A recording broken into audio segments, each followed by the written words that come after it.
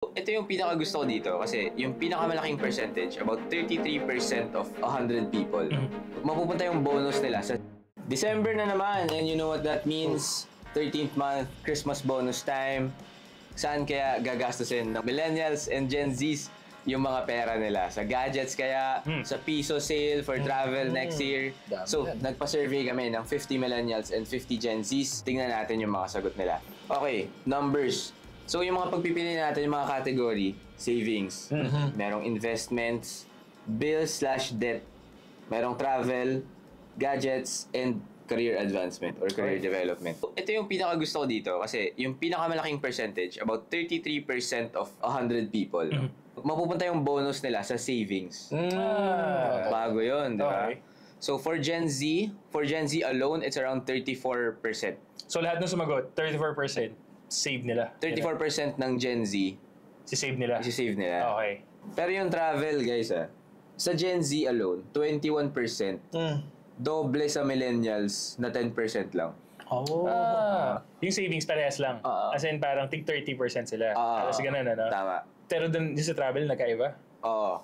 21% sa Gen Z, 10% lang sa millennials. Na doble yung mas maraming sumagot Ganda ng ng Gen Z. data. Oo nga, Sige, eh. sige. Okay. So, mas maraming Gen Z na magta-travel. Using their bonus. Okay. Okay. When it comes to gadgets, Gen Z spending about 9% of their bonus Okay. on new tech. Okay. Yung millennials naman, 4% lang. Halos doble din. So, kung magkakaroon kayo kung may nakakita kayo ng iPhone 16, Gen Z yun. 17 na. 17 na. Hindi. Baka kasi... Hindi kasi ako Gen Z. Hindi, sorry. Hindi, baka kasi nabili na. Nabili na. Bago pa yung bonus naman. Pag may nakikita kayo ng iPhone 17, baka Gen Z yun. Yun. Ganda. And of course, yung career development/career advancement spending sa millennials, 5%. Okay. And sa Gen Z naman, 7%. Okay. Kasi meron silang, kasi for millennials and Gen Zs, postgrad studies or certifications yung pinagkakagastusan nila. May follow-up question tayo doon. Kasi saan nila gagastusin yung pera nila when it comes to career development and advancement? Siyempre, ang dami mong pwedeng pagkakagastusan. Daming choices. Pwede kang bumalik sa school, mag-masters ka. Seminar, pwedeng short courses. Even mga- books. Books.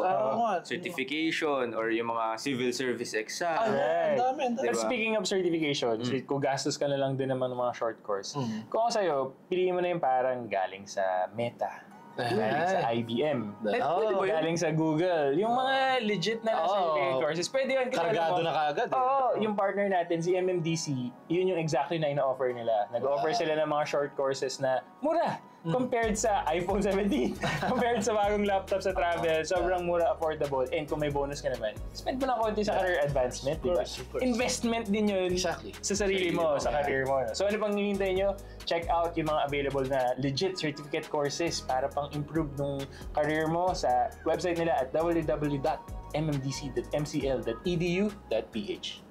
Meron tayong funny highlights sa survey. Alright. Game on. Ganda. Meron mga responses na nakakatawa kasi sabi natin, di ba, Sorry, nakakatawa na nakakatuwa. nakakatawa. Kasi, di ba tinanong natin, saan mo gagastusin yung bonus mo? Meron nagsabi sa aircon daw kasi deserve niya raw yung lamig. Deserve niya yung lamig. The best. May nagsabi pa, I'm using my bonus to buy a new laptop para mukha akong productive kahit Netflix lang naman. Pwede. Tingin ko, they're cracking jokes, pero...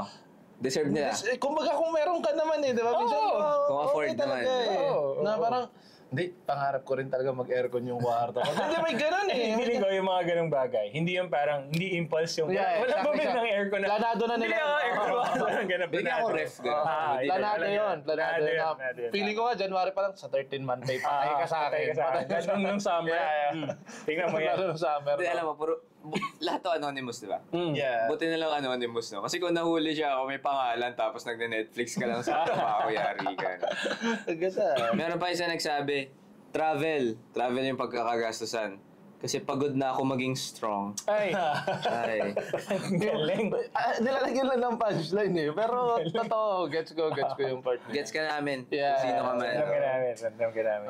And millennials and Gen Z have a mix of practical and just for fun answers as we've seen. Of course. Pero yung millennials, mapapansin natin, they lean a bit more on paying down debt or yung mga short courses. Ganyan, di ba? So, pero yung Gen Z naman, leans more on treating themselves to travel or gadgets. Kasi responsibility. Like parang millennial ka, baka may mga anak ka na, may mga utang ka, di ba? Baka si Gen Z parang, the world is mine. Sa timing kasi yan eh. Sa timing yan. Oo. If you're still building your career at the same time trying to experience things, diba? Nandun ka sa part na yan na, hindi, explore muna ako, ganito, ganyan. And reward yourself. Yung bibili ng aircon, tingin mo ano yun, Gen Z millennial. Sige mo. Ako, feeling ko, Nasa Gen Z gitna. siya. Gen Z. Gen Z siya. And then nasa kita, mga 1996. Hindi.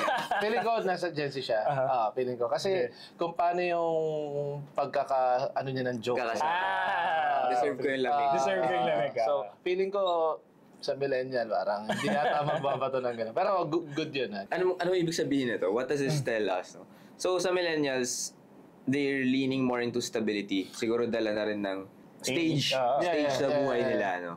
And short-term courses. I think yung mga kapag mga mid-30s or early 30s, doon na bumabalik sa school kasi minsan kailangan nila for their careers. Minsan they feel stuck. In terms of their career. No? Or feeling ko, kasi nandun na rin sa point na alam na nila kung ano yung gusto nila. Yun. So parang, sige, kung i-deepen na natin, kasi kung postgrad, mga masteral, pang deep yan eh. Yung mga short course, pang explore yan. Ganun yung kaibahan, di ba? Tsaka ano rin eh, tingin ko sa akin dyan, yung mga gano'n, yung pagbayad ng utang, diba? Ano pa ba, yung additional knowledge, diba?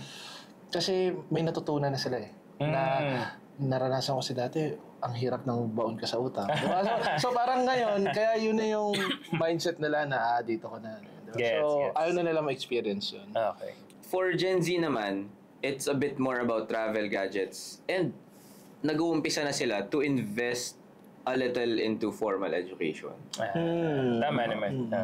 So although ginagastos sila for travel gadgets, hindi naman ibig sabihin na parang naglulustay ako ng pera. Hindi naman ibig sabihin. Ibang kwento yun. Tsaka may alam ako na mga nagta-travel kasi chin-check out nila yung mga schools.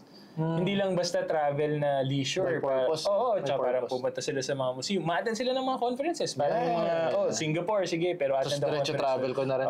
Travel, part yun. Pero kumbaga, hindi, gusto ko rin ma-explore, gusto ko rin ma-expose eh. Exactly. Kayo ba guys? Saan yung gagastusin? Ako, savings. As in, meron akong yung Go Time, not sponsored. Nagdagdag ako ng parang 5 na savings. Sige, ano yung mga target mo? Nakalagay na din yung mga target. Ikaw, Harry, sa mga gagastusin. Ako, siguro, plus konting tips na rin. Siguro, best time to save money kasi talaga is itong bonus. Ma-receive mo yan. Kasi head start ka, di ba? Well, sa madaling sabi ako, may mga plan kasi akong labas next year.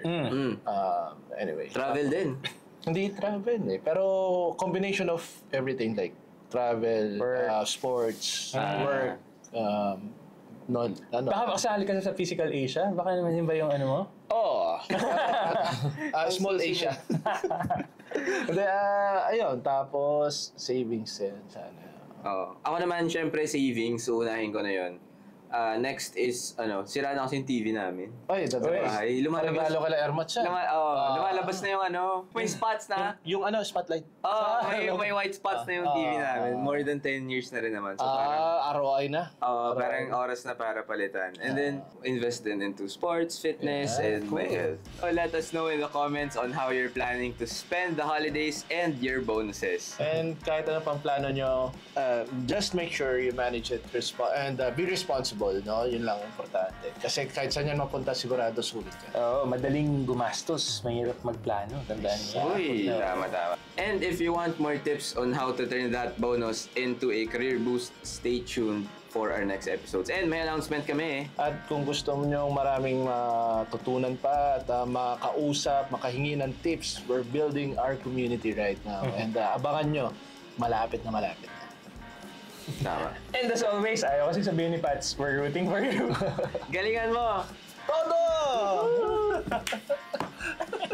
Okay. Nagulat ako sa